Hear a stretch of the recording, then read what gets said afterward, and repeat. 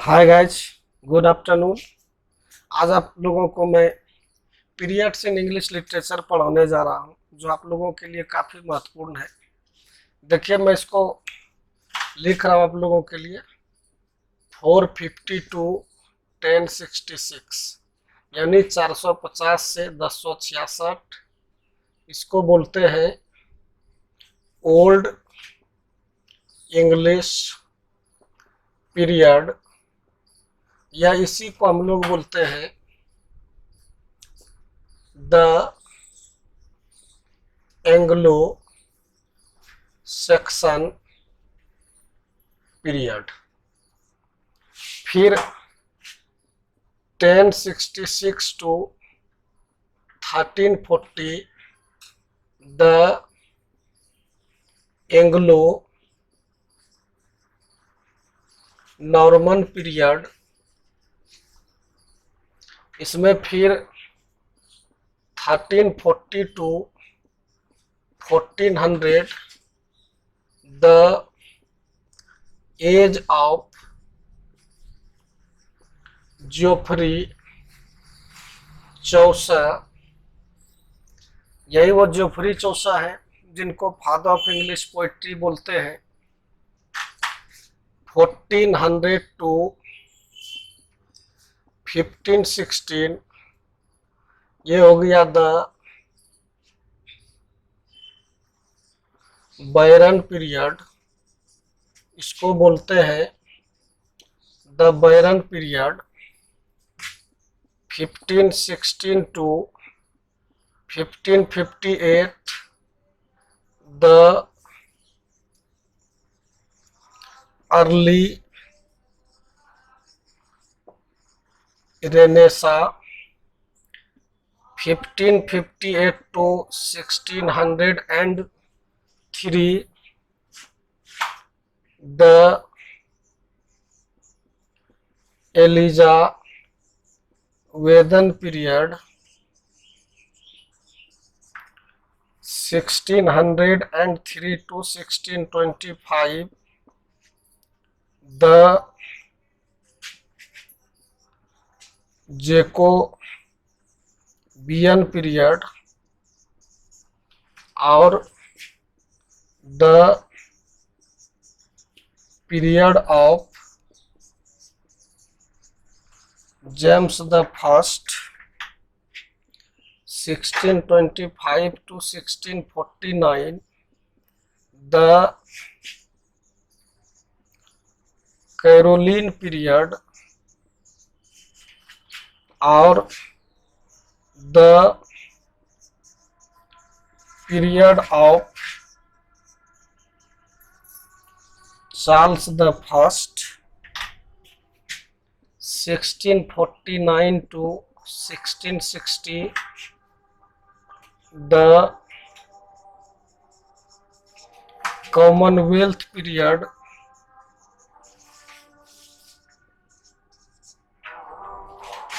1662 1700 the restoration period.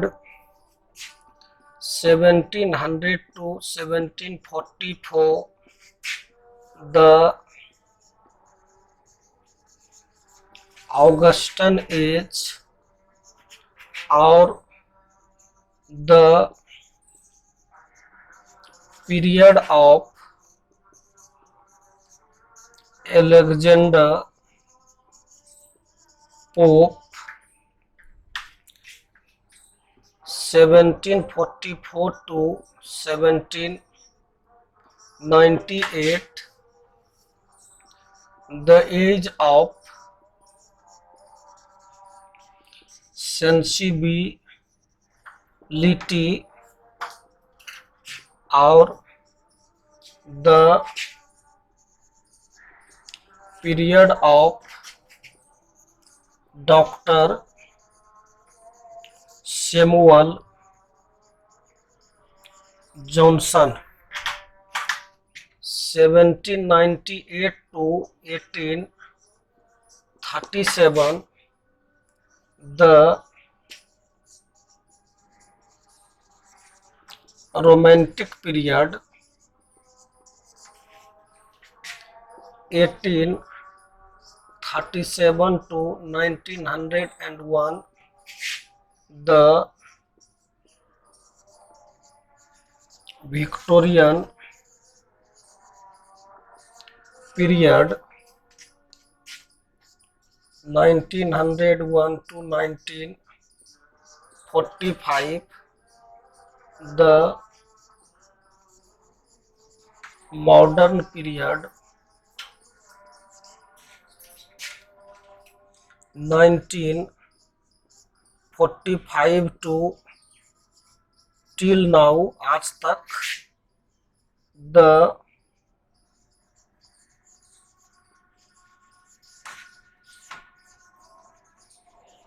contemporary period. ये इस तरह से इंग्लिश लिटरेचर के जो मेजर पीरियड्स हैं इसको मैंने लिख दिया यहाँ आप लोगों के लिए। जल्दी से आप लोग इसका स्क्रीनशॉट ले लीजिए। देखिए इसमें जो ये है दो तरह से होता है। एक जो वहाँ के इंग्लैंड के मेजर किंग्स थे उस किंग के नाम पे है, जो वहाँ पे राजा का शासन था जिन्होंने उस पीरियड में अपना राजकाज चलाया, उनके नाम से है। और दूसरा जो उसमें मेजर पोएट्स हुए, जो महत्वपूर्ण पोएट्स हुए, उनके नाम से है। जैसे 450 टू 1066। देखिए बहुत सारे बुक को जब आप देखेंगे तो उसमें ये डेट वैरी भी करेगा, अलग अलग होगा, और इसका कोई जो है ना फिक्स नहीं है।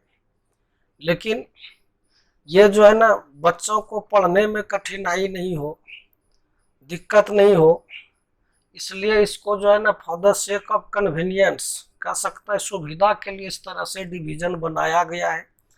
या तो राजा के उस शासन व्यवस्था को लिया गया है, या फिर जो है ना वो पोएट्स का डेट ऑफ बर्थ और उसका जो डेट ऑफ डेथ है उसको जो है ना उस अनुसार से इसको डिवाइड किया गया है। जैसे 450 टू 1066 में बहुत महत्वपूर्ण घटना घटी थी, नॉर्मन कंक्वेस्ट की घटना, और यहाँ से जो है ना बहुत बड़ी बदलाव देखने को मिली थी। यहाँ पर देखिए एक तरह से ये 1066 काफी इम्पोर्टेंट रहा है, न केवल लिटरेरी पॉइंट ऑफ व्यू से बल्कि ये हिस्टोरिकल पॉइंट ऑफ व्यू से भी। तो ओल्ड इंग्लिश पीरियड यानी 1066 से बिफोर पहले एंजल सेक्शंस और जूट्स का जो समय था उसका नाम दिया Old English period, the Anglo Saxon period. फिर देखिए 1066 to 1340 the Anglo Norman period, यानी जब ये नॉर्मन्स लोगों का शासन हुआ, इन लोगों ने 1066 में इंग्लैंड को जीता, इन लोगों ने जो शासन चलाया, तो द एंग्लो नॉर्मन पीरियड। और वास्तविक जो आप कह सकते हैं कि बेस पड़ा है, आधारशिला रखी गई है इंग्लिश लिटरेचर में, वो यहाँ से प्रारंभ होता है, ठीक ना। 1340 टू 1400 द एज ऑफ जियोफ्री चौसर, जब ये यहाँ पर इंग्लैंड में बड़े हुए, लिखना शुरू किया, और इन्होंने इटालियन भाषा में भी लिखा, फ्रेंच में भी लिखा, और लैटिन के भी जानकार थे।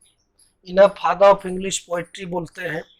आप जैसे इसको पढ़ते हैं शुरू में क्या करना है कि दो चार मेजर राइटर्स का आप लोगों को, पोएट्स का, ड्रामेटिस्ट जो है उनका नाम याद रखना है।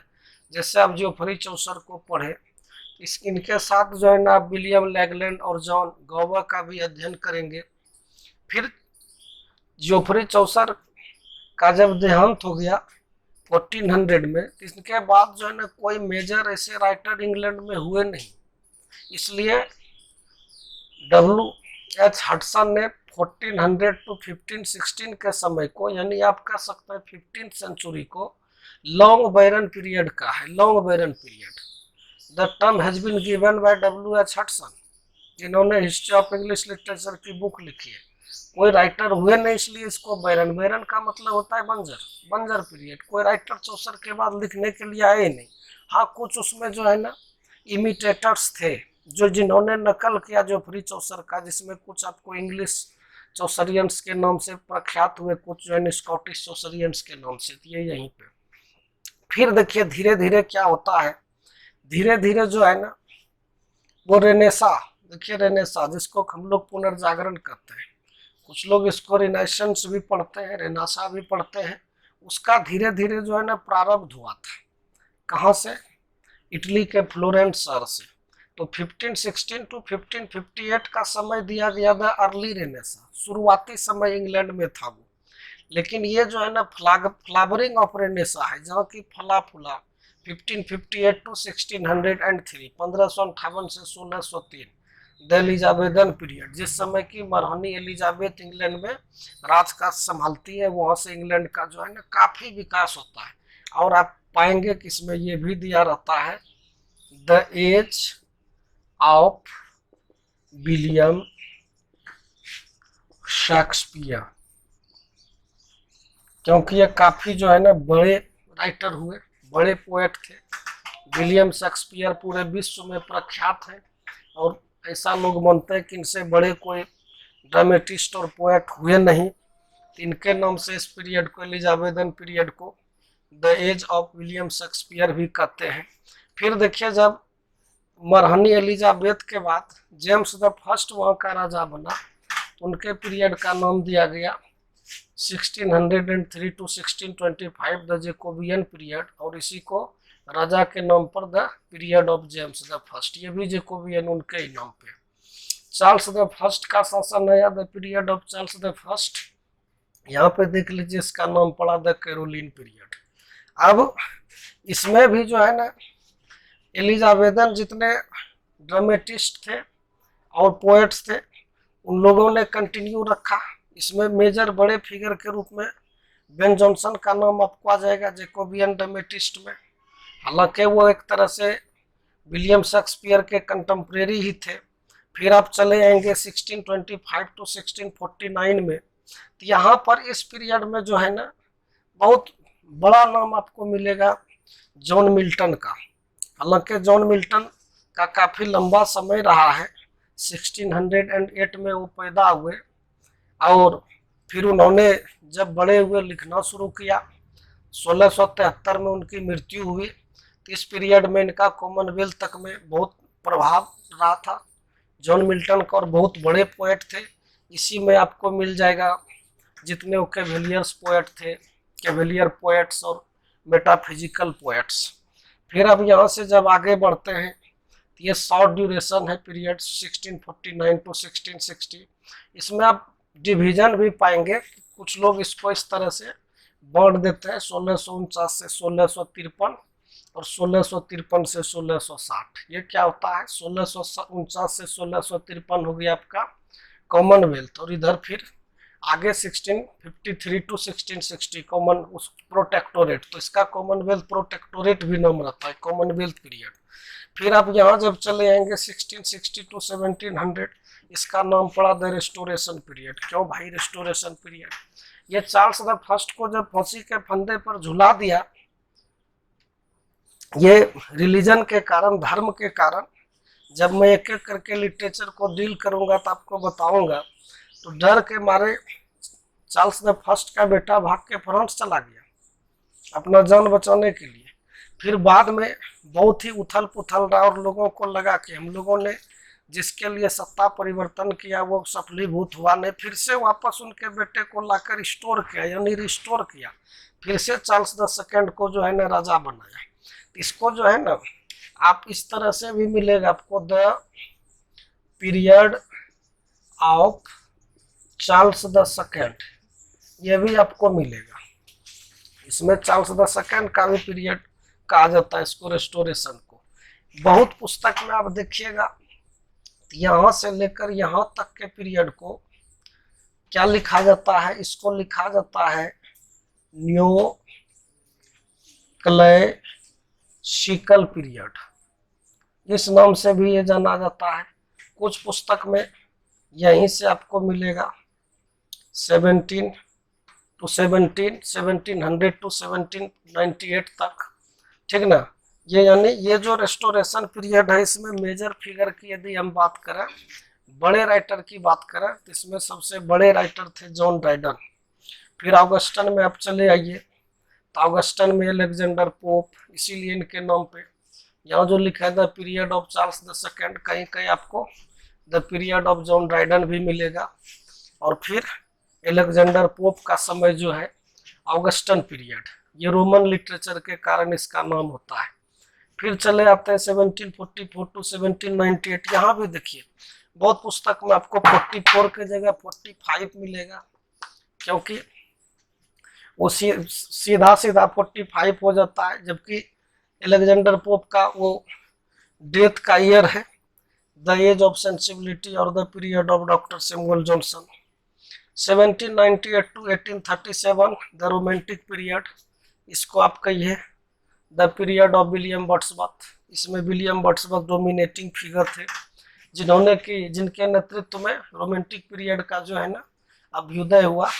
इसके बाद चले आइए द विक्टोरियन पीरियड 1837 से 1901, ये लॉर्ड अल्फ्रेड टेनिसन का टाइम है, ठीक ना। उसी में मैथ्यू आर्नल्ड ने पोएम लिखा। उसी पीरियड में एलिजाबेथ बेरेट ब्रोनिंग और रॉबर्ट ब्रोनिंग दोनों हस्बैंड और वाइफ थे।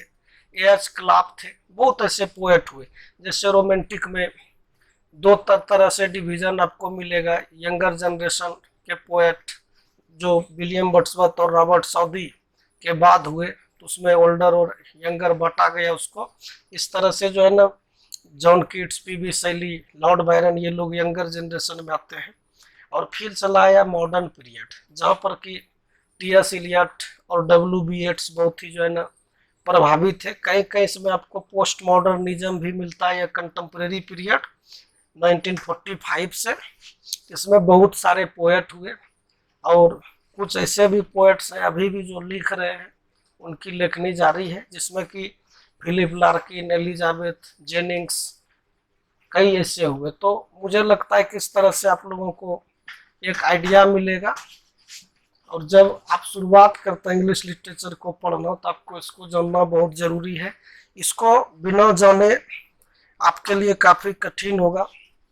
हमें पूर्ण विश्वास है कि मैं जो बताना चाह रहा हूँ आप लोग समझे होंगे, और इसको आप लोग धीरे धीरे मेमोराइज करने का प्रयास कीजिए समझ के साथ। चलिए आज यहीं तक, फिर मिलते हैं। Wish you all the best. Thank you.